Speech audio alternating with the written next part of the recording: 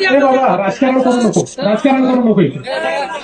राजकारण नाही करायचं. आता हे राजकारण नाही, मी राजकारण नाहीये, मी सर्वसामान्य शेतकरी आहे, मी शेतकरी आहे.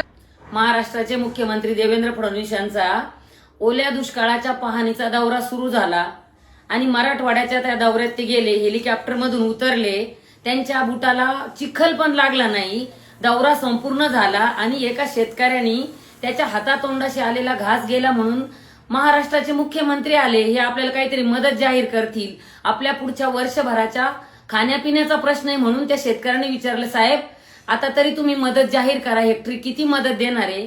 त्यावेळेला मुख्यमंत्र्यांचं उत्तर होतं, ए बाबा राजकारण नको करू, ए बाबा राजकारण नको करू. राजकारण तुमच्या डोक्यात असतं, कारण की तुम्हाला निवडून यायचं असतं, तुम्हाला शेतकऱ्यांना लुटायचं असतं. पण ज्या शेतकऱ्याच्या मतावर तुम्ही निवडून आले ना, त्या शेतकऱ्याला महाराष्ट्रात मत मांडायचा अधिकार ठेवला नाही तुम्ही. इतकी दयनीय अवस्था शेतकऱ्याची करून ठेवली.